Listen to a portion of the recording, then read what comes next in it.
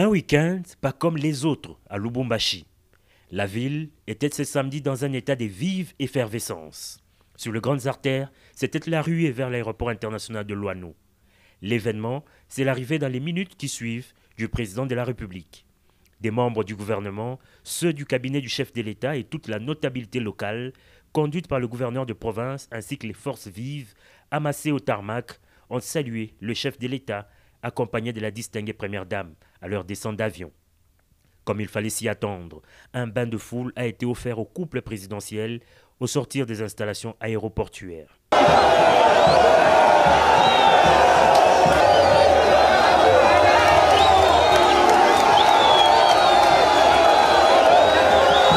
Cette procession se poursuivit jusqu'à la place de la Poste, noire de monde. C'est ici que le premier citoyen du pays s'est adressé aux Louchoises et Louchois. Introduit par le gouverneur de province Jacques Kaboula, le chef de l'État Félix-Antoine Tshisekedi Tshilombo a avant tout remercié la population pour l'accueil chaleureux.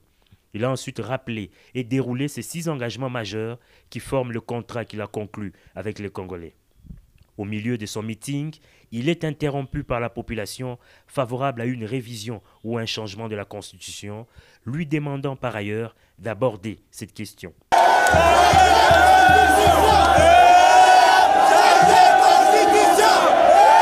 Sans mettre des gants et sur un ton ferme, le garant de la nation a fait savoir que personne n'échangera son avis sur cette question.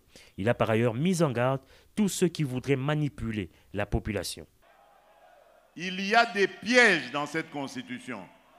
Et les guerres qui s'en sont suivies, la fameuse guerre du CNDP, la guerre du M23 d'hier et d'aujourd'hui, rentrent dans ce cadre de ce que vous avez vu dans cette constitution à l'article 217.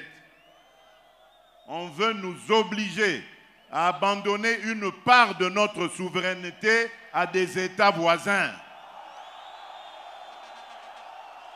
Et on nous dit que nous n'avons pas le droit de revoir ça. Qui est celui-là qui va m'interdire, moi, le garant de la nation, à ne pas faire ça? Pour conclure, le président de la République a circonscrit l'objet de sa visite d'inspection dans le Haut-Katanga. Il devra lancer ce dimanche 17 novembre à Kipushi la production des zinc à la mine de Kiko, Kipushi Corporation, et l'inauguration lundi à Lubumbashi du nouveau siège de l'Assemblée provinciale du Haut-Katanga.